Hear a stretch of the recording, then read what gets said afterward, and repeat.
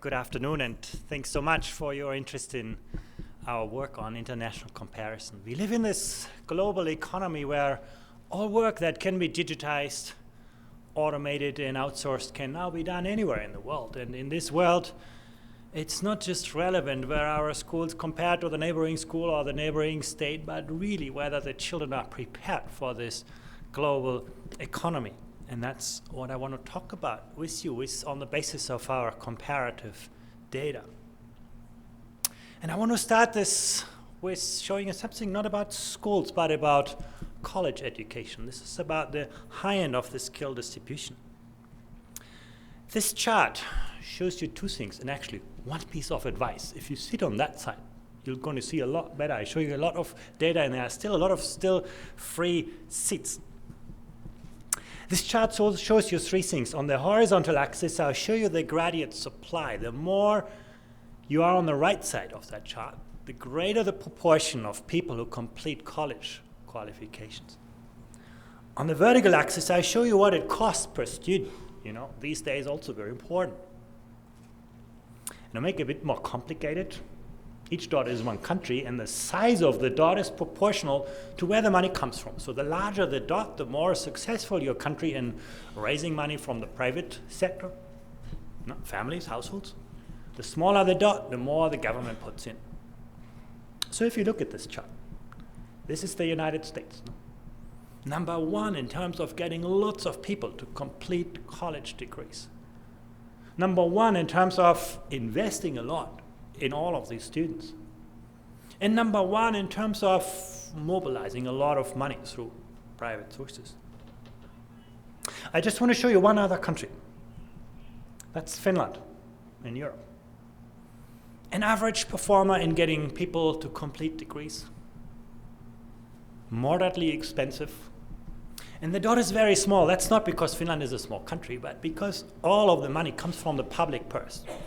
The government pays for every college student, or course. The only thing I haven't said so far that this was in 1995. And if you look at the same picture in the year 2000, the world looked very different. You could see what was the frontier for everyone, the benchmark for success. The United States, lots of countries have now got up to that very same frontier. And actually, the United Kingdom even got ahead of the United States. The world is changing. And the world didn't stop in the year 2000 as some people had predicted.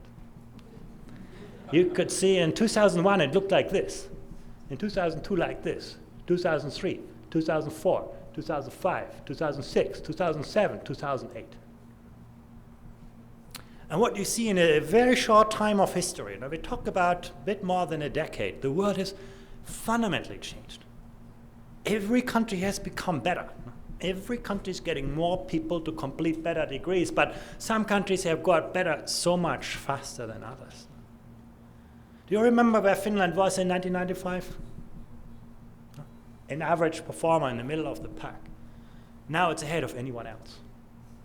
And if you actually think about what happened to the United States, you know, if you look at this, this is where the US is now, this is where it started. And while everybody else got more people to complete better degrees, the United States became more and more expensive in terms of college cost. A dramatically changing world. And the one thing to keep in mind from this for the rest of my presentation is everybody is improved, but the pace of change varies so much across countries.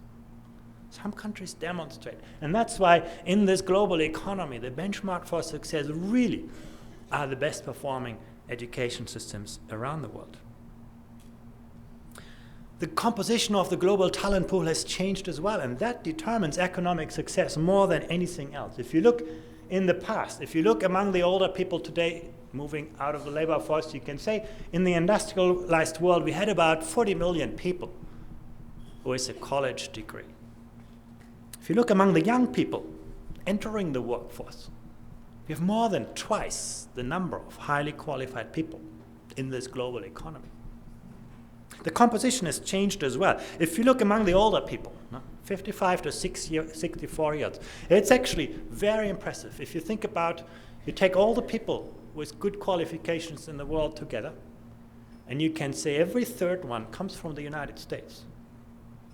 Everywhere in the world, in the industrialized world, you can basically say every third person in the older generation who holds a college degree comes from the United States. The United States was the very first country in the world investing in high proportion of people having college degree. But if we look among the young population, it looks already very different. You can see China coming out with a very similar share of highly qualified people and a rapidly growing share.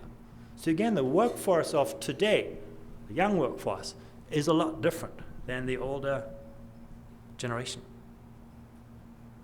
But that was the easy part. That's about numbers.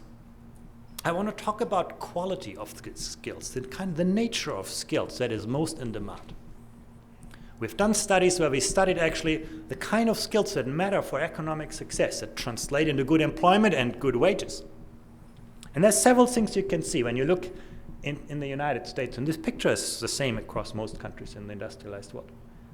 In the 1960s, we built a lot of factories, and since then we need fewer and fewer people with routine manual skills. No?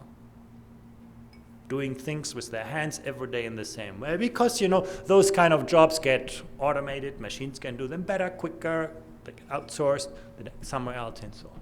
Pretty easy to understand. Non-routine manual skills. Things that we do with our hand, but that are harder to put in the form of a coded algorithm. You can see decline as well. But that has sort of flattened out because there are a lot of non-routine manual work that are hard to digitize, automate, and outsource. No? The car that will bring me to the airport, hopefully, will be driven by a human. No? We can't put a computer in there. You can't outsource your hairdresser to China or India. So there are jobs that are pretty stable. This is a declining share, but one that is no longer rapidly declining. But the reason why I'm showing you this chart is what happened to routine cognitive skills. And let me explain what I mean by this. With this, I mean the capacity of people to accumulate knowledge and reproduce knowledge. You learn something, and you expect later in your life you have to reproduce that knowledge. Sort of static knowledge that we accumulate. Look at this. Growth in the 60s, but since then that has been the category of skills with the steepest decline in demand. Why is that important? Because it tells us that the things that are easiest to teach and easiest to test are the kind of skills that are losing most rapidly in value in our modern world. Why is that? It's actually easy to explain because computers are also very good at those kinds of things. Things that you can express in the form of coded algorithms, computers can do really well, and many jobs, these kind of middle-class jobs are disappearing fastest today. So the steepest decline in the demand for skills is happening in those things that are easiest to deal with in a kind of school context. We have been the winners in the equation. One is what we call non-routine analytic skills. What do I mean by this? This is your capacity not to recall what you learned, but to extrapolate from what you have learned and to apply your knowledge in a novel situation. It's very much what we focus on when we use our PISA test. PISA test, you don't have to actually reproduce a lot of facts. You have to demonstrate your capacity to actually extrapolate from, think critically, apply those facts in a situation that is unfamiliar to you. That's the idea of this test, how we assess students internationally. And I know a lot of people tell us, this is an unfair test because these OECD people, they test our students with things that we haven't taught in those kinds of ways. Probably unfair in this way, but if you think along those lines, then you should consider life unfair. Because the test of truth today is no longer whether we remember what we have learned, but whether we are able to address those kind of unforeseen challenges. And these kind of non-routine analytic skills in our modern world are one of the most rapidly increasing skill categories. There's another one that we call non-routine interactive skills. That's actually much harder to assess and to think about. That's about, people to relate well to each other, to collaborate in teams, this kind of interpersonal skills that we need to succeed. And you can see actually it's increasing even faster. In terms of labor market demand, in the United States and most of the industrialized world. So all I wanted to show you here is just very quickly, in a very short period of history, the kind of skills that sort of help you to succeed is very, very different, has evolved. And we need to ask ourselves, did the way we teach, did what we teach, did our curricula, our standards, did they actually keep up with those kind of changes? One of the things that we observe internationally is that the real world is developing a lot faster than the world of schools and the world of instruction. And this is just sort of, again, the side outside the schools. If you look actually inside of schools, what are the requirements of schools? When you think about the average education system, the average school, and the best performing education systems, what are the key differences? One of the striking features of the world's best performing systems is it's not only that they sort people, that some students learn, but that they actually enable virtually every young person to succeed, irrespective of their social background. I'm going to show you some data. That they treat students not in the same way, but they embrace diversity. They understand that students learn differently and differently at different stages of their lives. They understand that ordinary students have extraordinary talents and are able to actually engage with this. They have moved from an entirely curriculum-centered approach to a highly learner-centered approach. They have raised the status of the teaching profession. They attract the brightest people into the teaching profession. They invest in those people. One of the numbers, I'm coming back to this later on, if you go to Shanghai in China, every teacher in their first years goes through 240 hours of professional development, a lot of investment in people in the teaching force. They have moved from telling people exactly what to do to an informed profession, where basically people operate, teachers operate, schools operate in an environment where they create knowledge and not just deliver knowledge. They have moved from a climate of provision, how do schools look, to a climate of outcomes, where they actually know what the results of their actions are. They have moved from just looking upwards in the system to the next level of the hierarchy towards looking outwards, to the next teacher, to the next school. One of the most fascinating numbers about Finland and PISA is not that they do well as a country, there are a lot of factors explaining this, but that there are only 5% of the performance variation in the student population in Finland lies between schools. 5%. Every school succeeds because every school talks to every school. Every teacher talks with every teacher. This is where school has become sort of a knowledge-based profession. Another thing is that those school systems don't distribute resources equally, but they get the most talented teachers into the most challenging classrooms, and they get best principals to the most challenging schools. I'm going to talk about this a little bit more. They have moved away from public versus private to basically capitalizing on public with private. You can see, for example, again, if you look at Finland and Northern Europe, they don't have any charter schools or any private schools. But every public school has the level of discretion, the level of responsibility, the level of autonomy, the level of accountability than a charter school in the United States, so that they have basically made every school a responsible unit. Those are the kind of things I want to talk about today. And I'm starting out with PISA. We started this in a small group of countries and then expanded this as time went on. More and more countries have signed up to this. So basically, today we've got a very, very good picture of student learning outcomes. We test students around the world. In the United States, actually, we now also have state data for some of the states, unfortunately not for Missouri, but actually we get a more and more fine-grained picture of the resolution of countries. The last assessment in PISA was done in 2009. This year is another one happening. We tested about 500,000 students. And once again, this test tries to go beyond testing whether students can reproduce what they taught to assessing their capacity to think out of the box beyond what they have learned. And we also collect a lot of data in our assessment from teachers, from students, from parents, from school principals. Because, at the end of the day, nobody really knows what's going on in a student's mind, in a classroom, and so on. So the more perspectives we can add to this, the perspective of parents, teachers, students, schools, the more we actually learn about what happens. The principles lying behind this assessment is, first of all, we call that crowdsourcing. Who knows what students should learn in the world? Who determines that?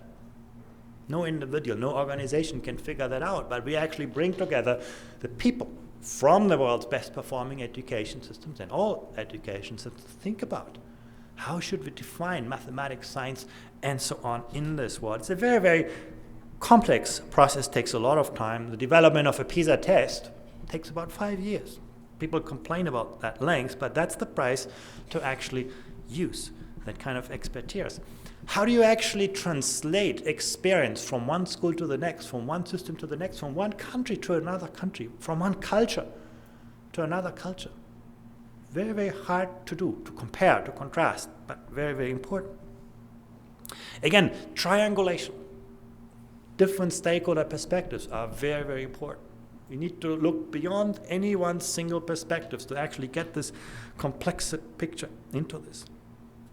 Those are the kind of things that are behind PISA. Now, very quickly, some of the results, I think you will have seen probably most of that already. The media like to do that. You can line up countries on a scale. No? In red, sort of the countries doing not so well. Yellow is sort of so-so. And green are the countries that come out above the OECD average. So at the top, you can barely fit it on the screen, Shanghai in China. Several other countries in East Asia as well, not all of them. Some East Asian systems are also only average performers, which tells you it's not geographic location or culture that determines this, but really education systems. Finland in Europe, Canada in North America. Those are education systems with really strong performance standards. The United States comes somehow out in the middle in reading, which I'm looking here, literacy. In mathematics, the US is not so good. It comes out in the red area. But reading sort of is an area where the US is a pretty typical country with a lot of variability. Now, you can basically say that, the Northeast is doing a bit better than the Midwest, the West, and then finally the South is coming out with lower performance. But even the Northeast, is still a lot of room to grow towards the best performing education system. You can look at urban and suburban schools. No. You can say that urban schools in the US are not doing as well as suburban schools, but again, even the suburban schools can learn for improvement when they compare themselves with the world's best performing systems. You can look at the performance distribution in the US. You have about 18% who do not reach what we call the baseline level of performance. And when I say baseline, that's the level below we can really see dramatically diminishing life prospects for people. They are longer term. We have longitudinal data. The longer term perspectives for life are really quite poor. This gets a bit lower when you exclude immigrants. It gets to 16%, but Finland, Canada are still below that. And actually, the lost economic output for the United States because of those 18% is in the order of 70 trillion US dollars. This is a lot more than all the money together you spend on education. Lost economic outcome. The high cost of low performance is really very high. 10% of students in the United States are top performers. If you actually look at some of the PISA tasks from what we call level 5 and 6, they are very, very demanding. And you can see every 10 students actually in the United States is able to address those tasks. Very, very high level of competence. But Shanghai, for example, gets twice that share now. They have dramatically increased their proficiency at the top end. But I want to introduce a second dimension into the picture, and that's the capacity of system to address socioeconomic diversity. In some countries, social background is a huge driver for educational success. So the performance of children depends very closely on their social background.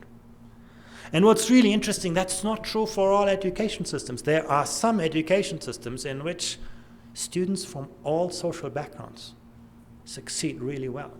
Poor families, rich families, well-educated families, less well-educated families. We don't see that this translates directly into educational outcomes, so which tells us this is possible. If you look at this chart, everybody wants to be there, but performance is high and the impact of social background on outcomes is negligible. Nobody wants to be there where performance is poor and there are large social disparities. And then you can argue, is it better to do well on average and accept large disparities? Or do you want to focus on equity and accept mediocrity? And a lot of the debate in education is about this kind of dichotomy, quality versus equity. But actually, if you look at the results, you can see there is no such trade-off between quality and equity. There are a lot of countries that achieve well for students from all social backgrounds. From all quarters of the world, you find countries in this green quadrant that actually manage to educate children from all backgrounds really well. So they set important sort of expectations for us. We can combine quality and equity and achieve excellence for many students. I want to bring a third dimension into this picture, money. The size of the dot tells you how much countries spend per student. The larger the dot, the more is invested per student. The one with the blue ring is the United States. Country with the second most spending per student, actually, by the way. Doesn't hold for Missouri, but it holds for the United States on average. If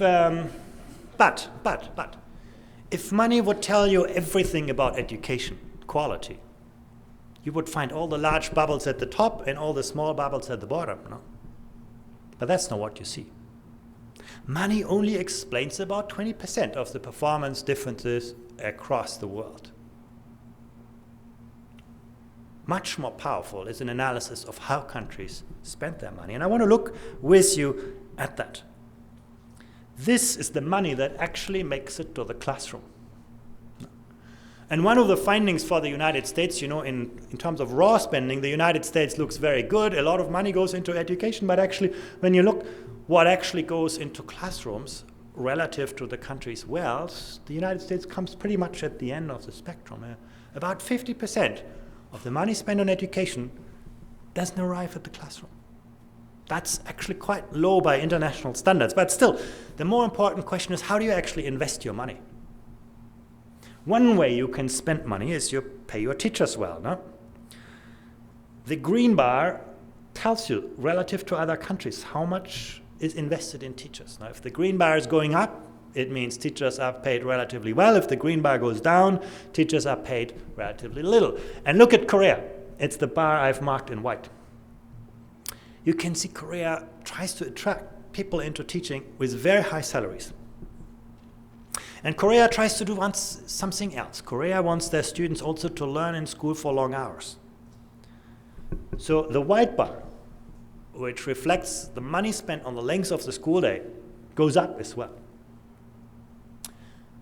And Korea does this third thing.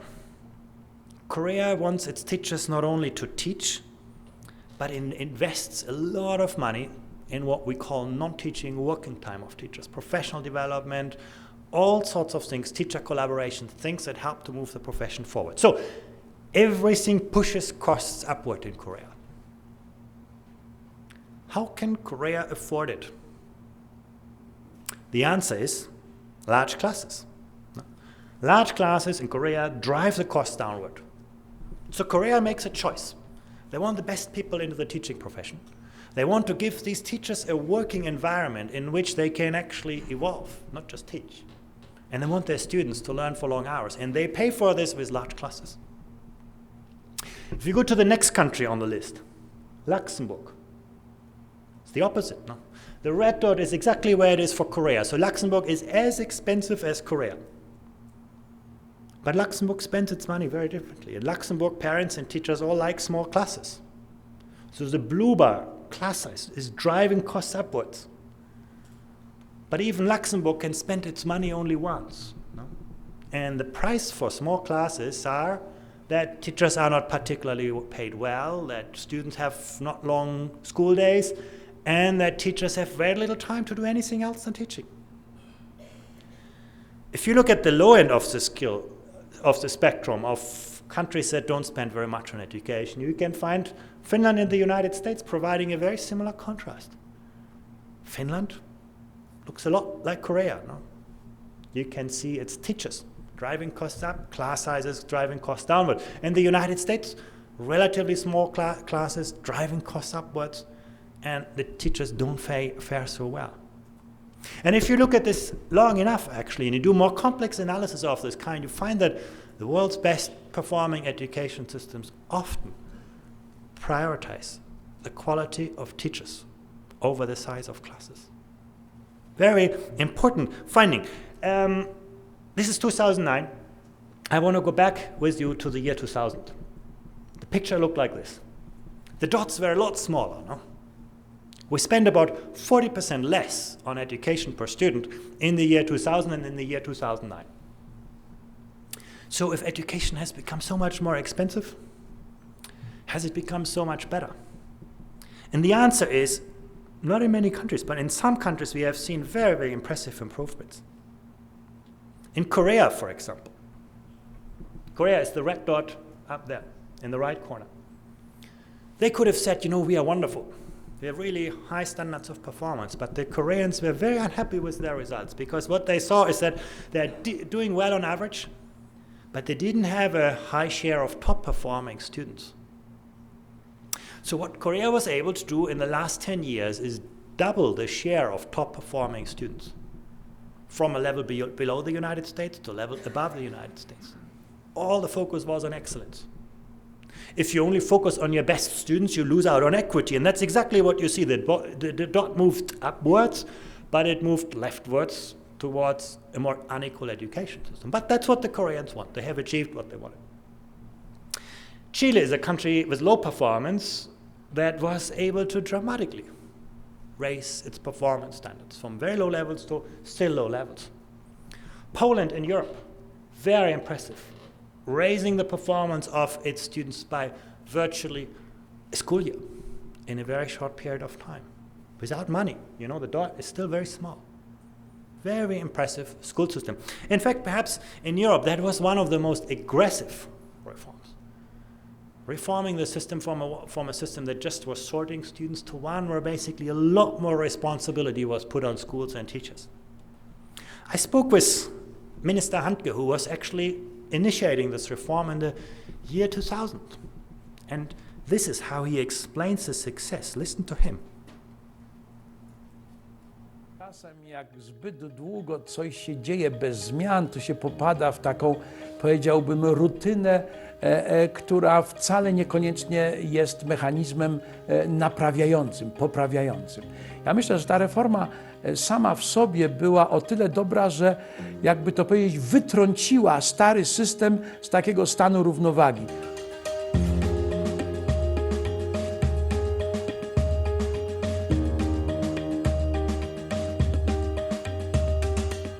W Polsce zapanowało przekonanie, że studia to nie jest, studia wyższe, to nie jest coś, na co zasługuje nieduży odsetek społeczeństwa, że powinien spróbować uczeń, który czuje taką potrzebę, spowodowało to zjawisko 5-krotnego wzrostu liczby studentów.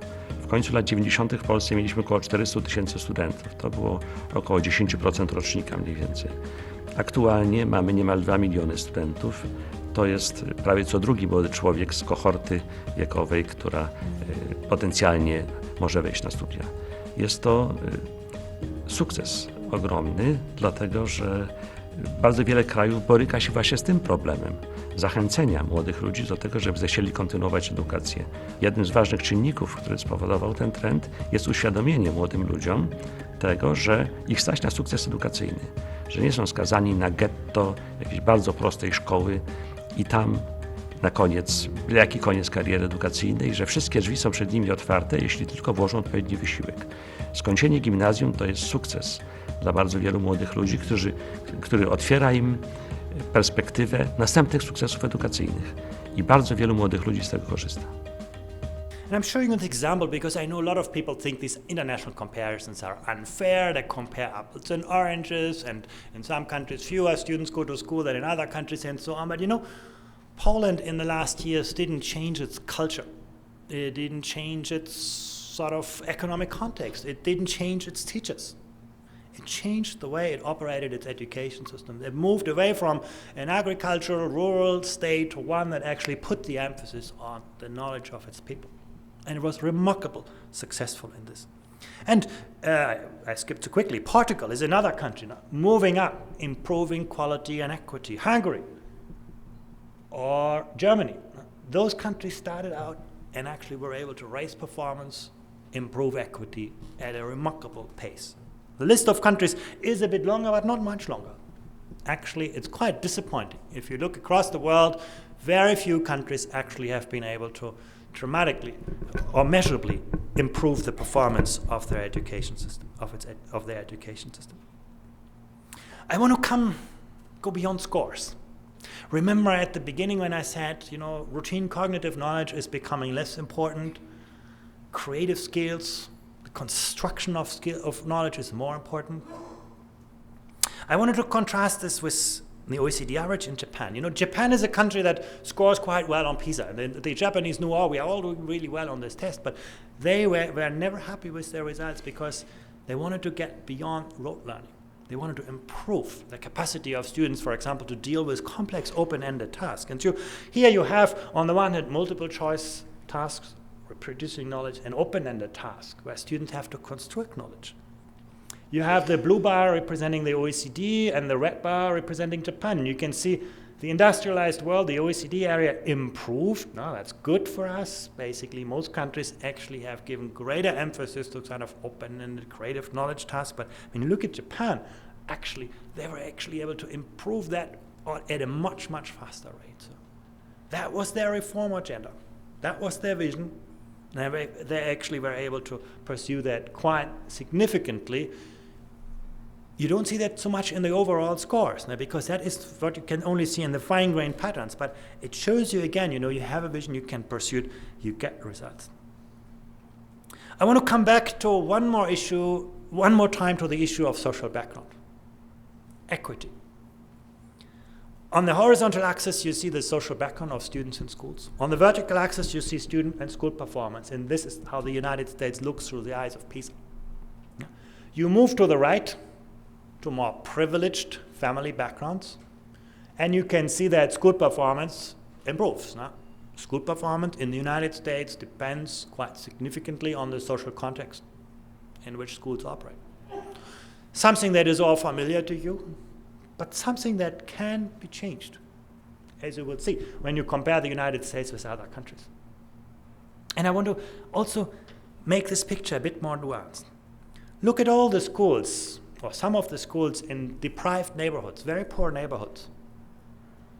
You can see even there's a lot of variability in school performance. And you go to the schools in very rich neighborhoods, and you can see as well, not all of them do well. They should be doing well because they have all families from well-off backgrounds, but you actually see there's a lot of variability in school performance. In the year 2003, the picture from Shanghai province in China looked very much like that for the United States. A lot of socioeconomic variability in school performance.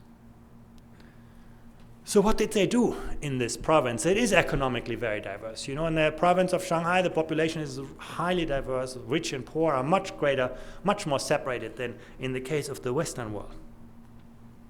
Well, what they would have liked to do is, get great new principals and great new teachers and sort of start a new education system. But where do you get those people from? So they did something else. They basically said, what if we could succeed in getting the best teachers into the most difficult classrooms and the best principals into the toughest schools? And what they did is they basically modeled their career structures all around challenges.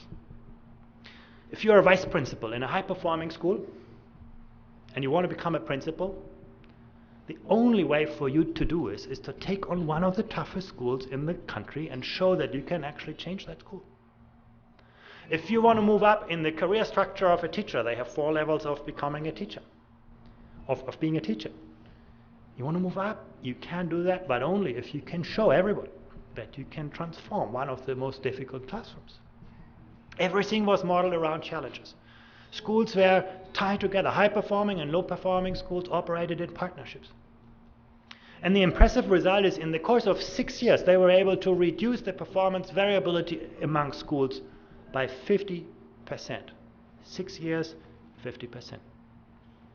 Listen to how they explain that themselves.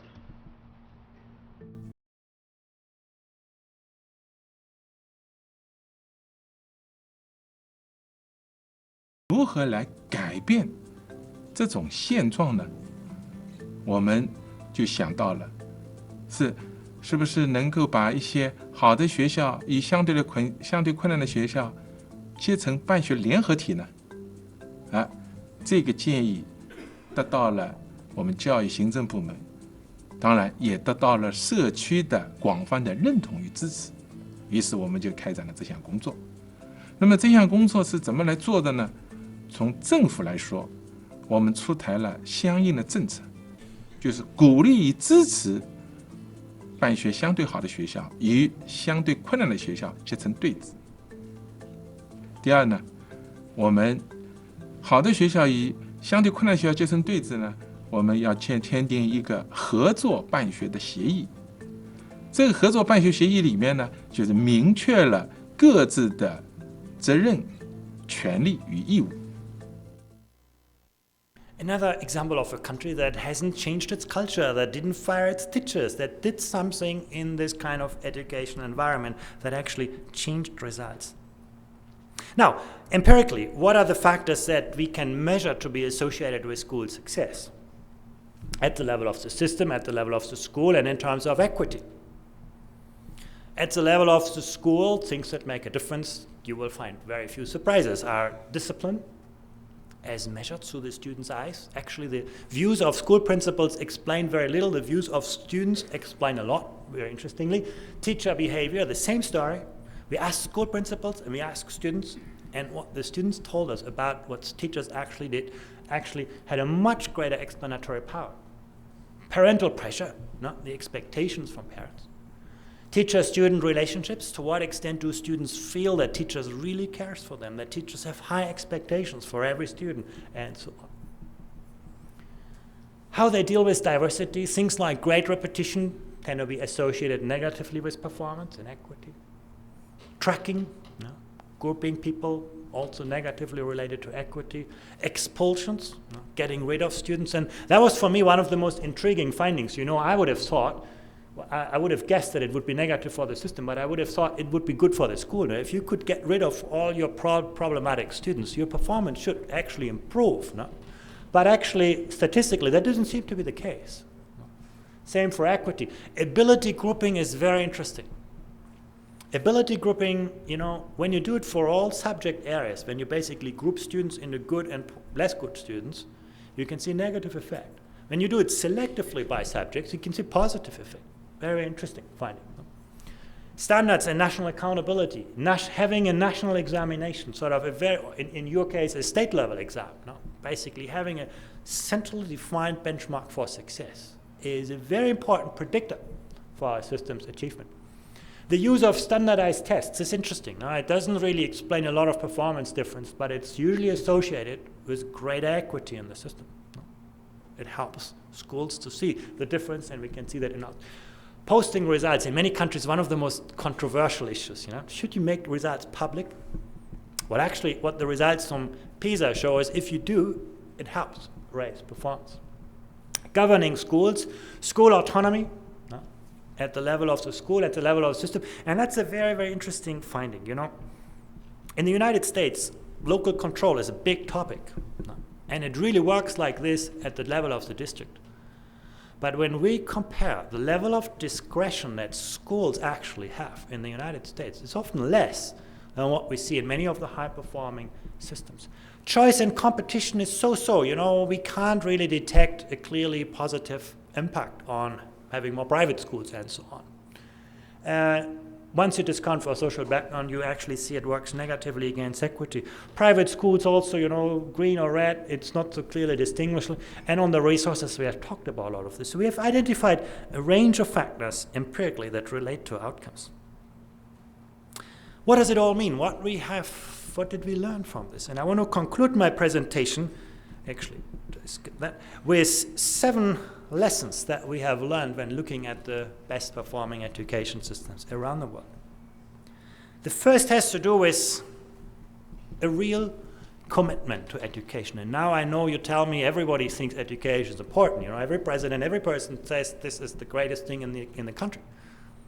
But the test of truth is, you know, who do you make a teacher? Would you want your child to become a teacher? No? How are teachers paid relative to other knowledge workers? Sort of those things actually have really to do with this. And can competencies be learned and all children achieve? And, you know, again, people say yes, but we ask students. We ask students one simple question. We ask them, you know, what matters for success in mathematics? And a lot of students in the United States, also in Europe, would tell us, oh, it's all about talent. You know, if I'm talented in mathematics, great. If not, I'm going to study something else. 9 out of 10 Japanese or Chinese tell you, it depends on me. If I invest in effort, I'm going to succeed. And this tells you a lot about the system that is behind those students, a system that has high expectations for everyone, that has no tolerance for failure for anyone, and it supports all students to achieve. The students really have that in their mindset. They know if they put an effort into this, the system is going to help them to succeed. It's something that is, students have a very, very clear picture on, and they say so. And what you can see is in high-performing systems, there are universal standards placed on all schools, all students, as opposed to systems that basically believe that students have different destinations, they are tracking and streaming them, and so on. There's also very clear articulation of who is responsible and to whom for ensuring student success. What's the role of parents? What's the role of students? One of the interesting things in the case of Sweden, for example, is at the end of the school year, of course, the students get school marks, no? But that's not the main story. The main point is that at the end of the school year, teachers get paid time to sit together with every student and their parents to think about the results. And the only rule in those parent-student-teacher dialogues is that nobody's allowed to complain about the others. So as a teacher, you're not allowed to complain about the students. As a parent, you're not allowed to complain about the teachers. Everyone has to think, what can I do to improve results? And that sets the spectrum for the next year's performance. This kind of performance measurement, very, very clear understanding, you know, this is my role as a student, my role as a teacher, my role as a parent, very clear communication about this. That's what accountability really is about. We often think about tests and those kind of things, but accountability is really about knowledge management in the system. What do we know about what's happening in the classroom? What do I know about what the neighboring teacher is doing? We call it often lateral accountability in some countries, where there's openness, transparency, classroom doors are open, people work together. That's the test of truth for accountability. The next point I want to talk about is goals, gateways, and instructional systems. What you can actually see in high-performing systems is that there are very clear ambitions that are shared across the system and aligned with high-stakes gateways. People work towards a common goal. Everybody knows what is important for success. And I actually think the introduction of common core standards in the United States is a very important development in that direction, setting this kind of common vision, but that's the easy part. The hard part is to establish a delivery chain that actually translates that vision into instructional systems, you know. And in the case of the United States and many countries, you have hundreds and hundreds of different textbooks. In Japan, they have one textbook for mathematics, but one textbook where everybody works towards a common goal. There's also a high level of metacognitive content of instruction. What do I mean by this in high-performing systems? By this I mean is that students don't see mathematics only as an accumulation of, you know, symbols and formulas and equations and so on, but they understand that mathematics is a language to understand structure, model the world, predict the world. Same for history. History is not an accumulation of facts and figures from the past, but it's a language for us to understand why did certain situations in which we find ourselves today arise and what are the consequences of certain decisions. Using school subjects as languages to understand the world, it's kind of, and we measured that in 2009, the kind of metacognitive skills, and you can find a surprising range of differences across countries and schools. The third part is no surprise, that has to do with capacity. high-performing systems are able to attract the brightest people into teaching. They develop them, and they retain them. And the development part is more important than getting people. I know there's a myth about international comparisons, that high-performing systems all recruit their people from the top third of the graduate distribution. True for Finland, partly true for Singapore, not true for most of the high-performing systems. You get pretty much the average person into teaching.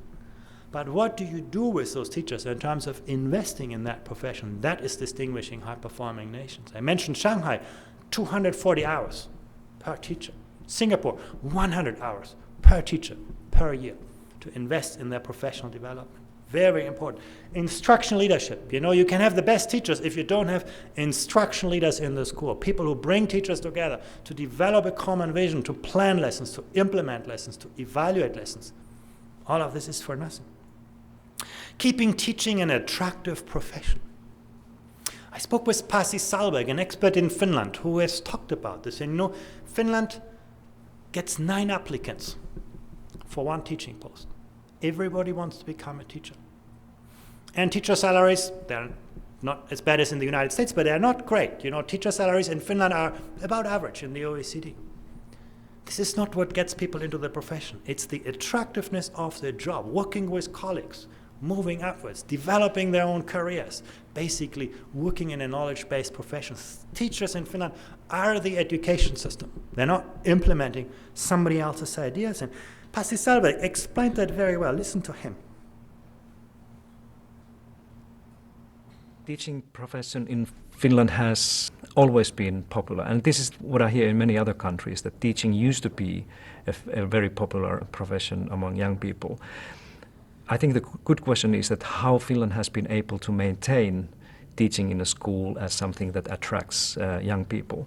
And I think that what distinguishes our schools from the many other schools that we have been able to keep teaching profession firstly intellectually attractive and interesting for teachers.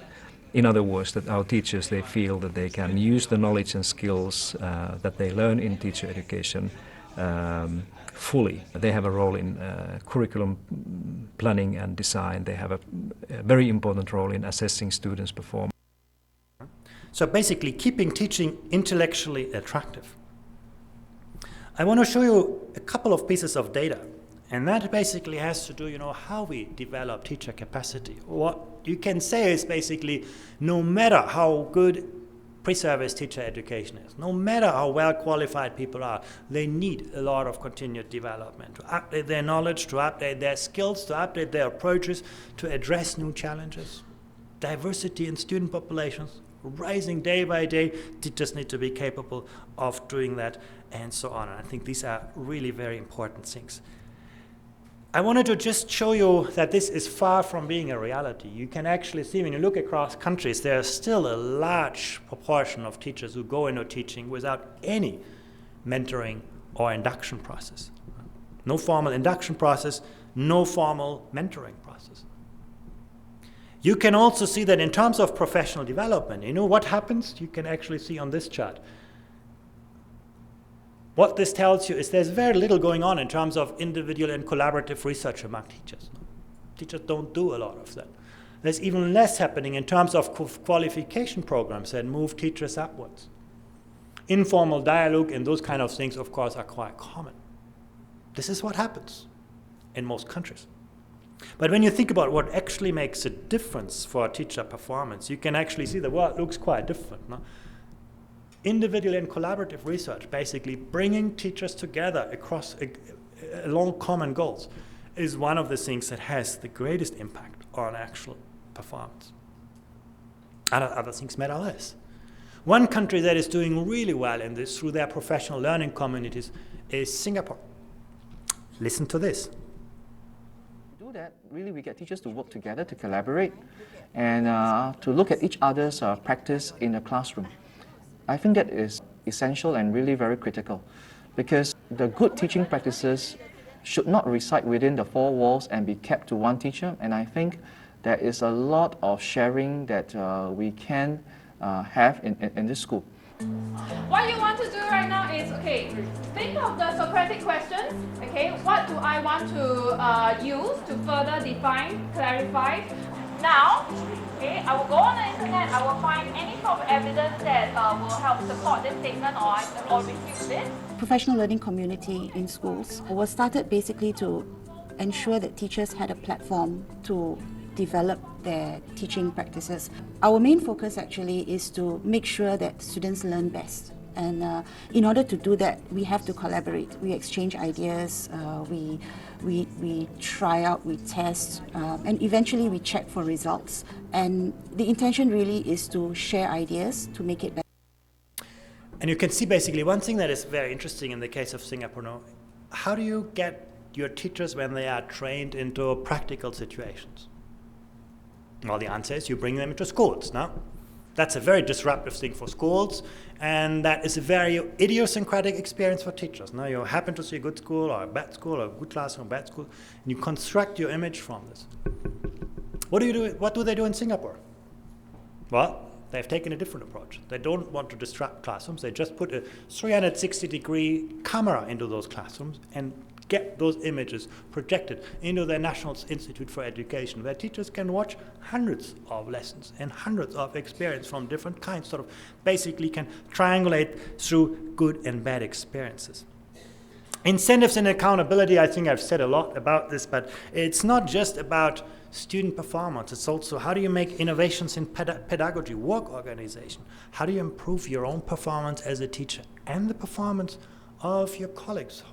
High-quality accountability systems are not only about individual performance, they are also about collective performance. This is about a balance between vertical accountability and lateral accountability. And some people believe, well, you know, lateral accountability, peer accountability is sort of something weaker, but actually, you know, in countries that do this, it's a lot tougher than vertical accountability. If every teacher in your school knows what every other teacher is doing, you know, it's pretty tough on people, but also can be very, very effective. And you can judge that by performance variability across schools. But, you know, I want to just highlight one piece of data in this, and that is the balance between accountability and autonomy.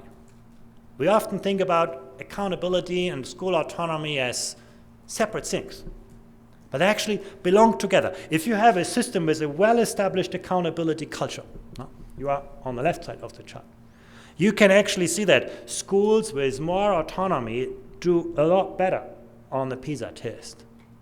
So in an accountability culture, school autonomy is a very important driver for success. But if you go to a system with less of a culture of accountability, it actually works the other way around. Schools with greater levels of autonomy come out worse.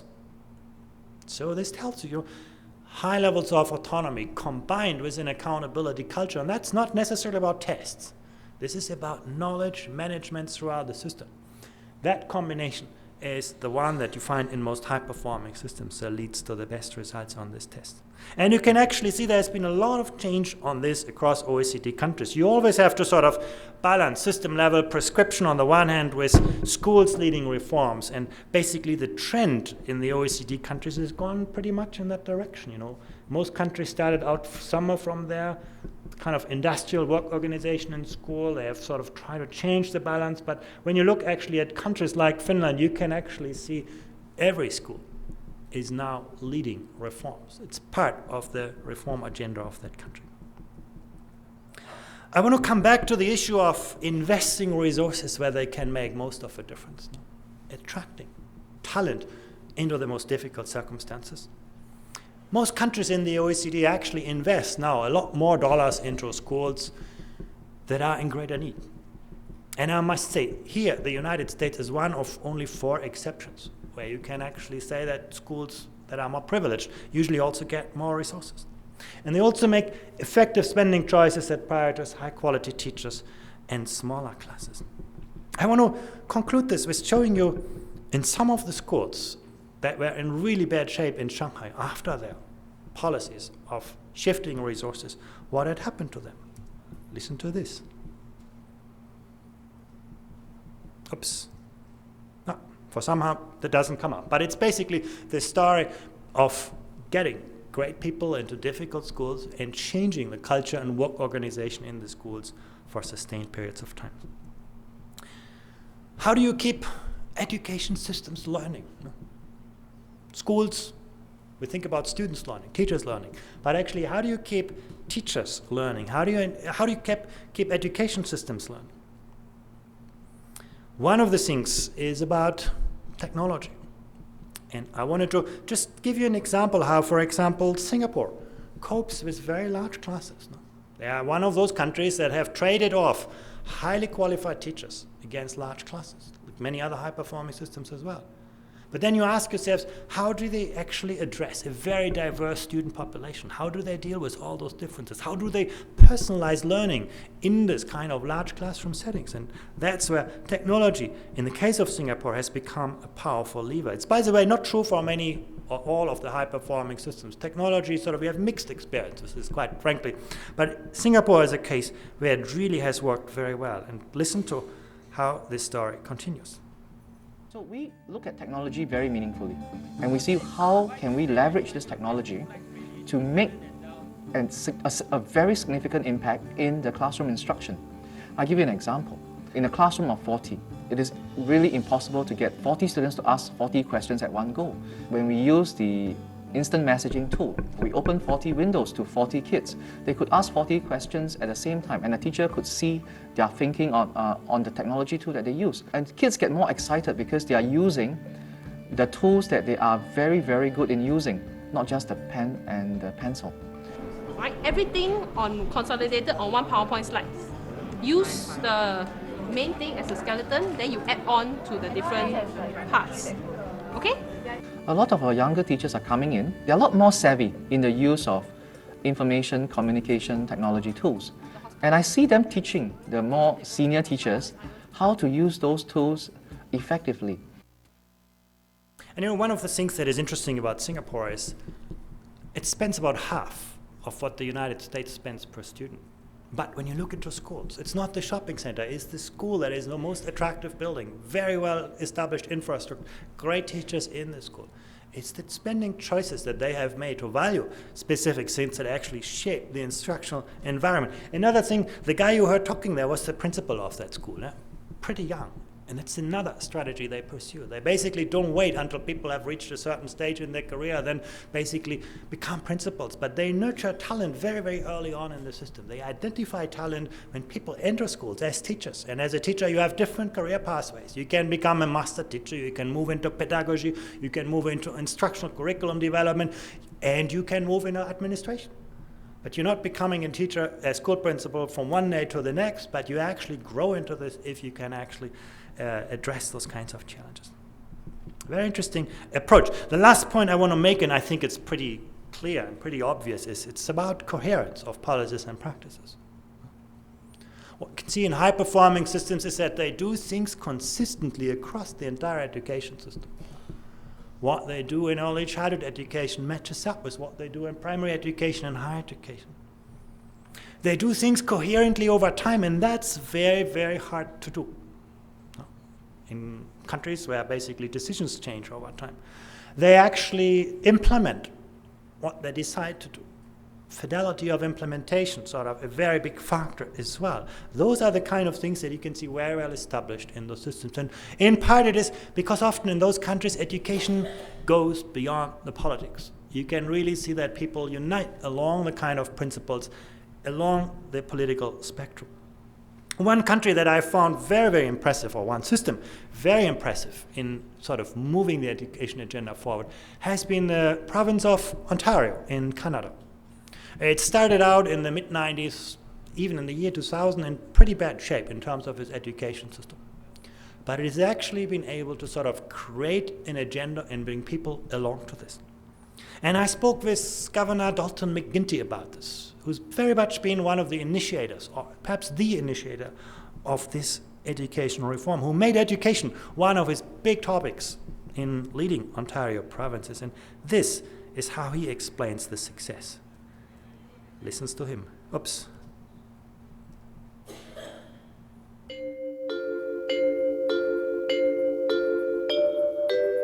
First of all, you need to bring to the task a sense of urgency. a sense that this is a very high priority. Then you need a plan.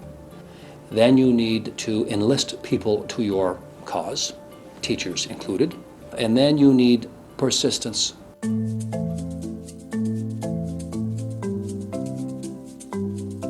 Well, close to 4 out of 10 Ontario students are immigrants. So we have a student population that is extremely rich in its diversity. We need to deal with that diversity. And so it's not seen as a barrier, it's seen as an opportunity and a challenge. And I think one of the ways in which we've done that is by ensuring that we provide more supports and more resources in meaningful ways to schools that are more challenged. So we can identify the proportion of children living in poverty in a particular school population. We can identify the proportion of children who come to school without either English or French as their first language. And then we can work with that school and that school district to provide additional resources and to build additional capacity in the teaching staff and in the leadership of those schools and districts to assist them in meeting the needs of those children.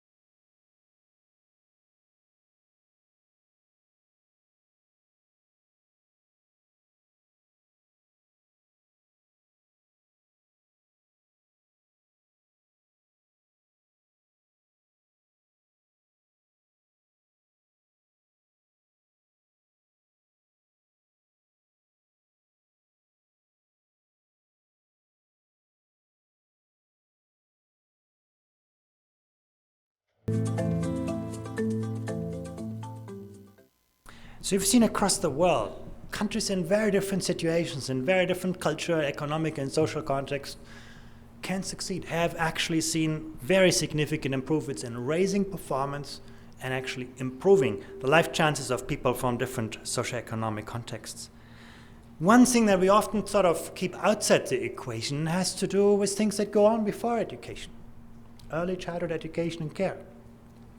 Actually, this is an impressive chart. It basically tells you the observed performance advantage of students on the PISA test that took part in sustained early childhood education and care of more than 2 years. And basically 40 scores on this chart is equivalent of about a school year. So you can see in most countries there's a lot of advantage that this brings with this. Now you can say, well, social background plays into this, but even if you take social background out, what remains is a very, very significant advantage. So not all things go on in school, a lot of things go actually also on prior to school. I want to summarize all of this, but by just highlighting once again the main reform trajectories that we have seen across the industrialized world over the last years. The first has to do with student inclusion. In the past, you only needed a few people to be well educated. Education was about sorting. Today, the life chances of people who are well educated are increasing rapidly, and the life chances of people with poor levels of education are dramatically deteriorating.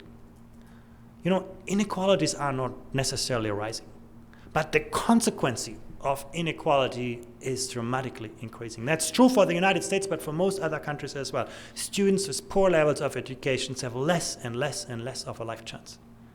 So all students need to learn at high levels, and what you could see from the PISA test is that this is not an abstract vision, but some countries in different cultures and different continents actually are showing us that this is possible. The second part has to do with what we teach. In the past, when you could assume that what you learn in school will last for your lifetime, the focus was on routine cognitive skills, rote learning.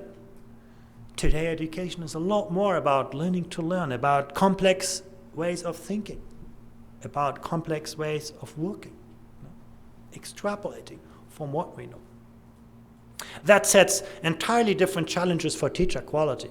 You know, when teaching is about conveying prefabricated content, using a school book, in a classroom context, that's a pretty easy job. When teaching is about sort of advanced thinking skills, you really need a profession of highly qualified professional knowledge workers. And no country has achieved that yet, but that's what many countries are working towards, making teachers an attractive, prestigious kind of workforce. And again, salaries have something to do with that. I don't deny that, but a lot more depends on the kind of public recognition that we provide for good teaching, on the kind of evaluation of good teaching, making good teaching visible, on the kind of career perspectives that we provide for teachers, on career diversity, on making sure that teachers really is a profession. So that has implications on work organization. In the past, sort of education systems were highly hierarchical, Tayloristic. We had this kind of industrial work organization in teaching, in learning, in schools. Today, in the most successful systems, we have a flat collegial work organization where teachers know what other teachers are doing, where schools know what other schools are doing, and where there is effective collaboration throughout the system. And that, in turn, has implications on accountability. In the past, accountability was primarily about feeding information upwards in the system. Today, the big challenge is actually to feed information across the system. And once again, the most remarkable results about an education system like that of Finland is not its high average performance. No, they have actually much easier to work with than you in the case of Missouri. What makes those results so impressive is that virtually every school succeeds. There is no failure. Success has become systemic, and that really is possible. Thank you so much.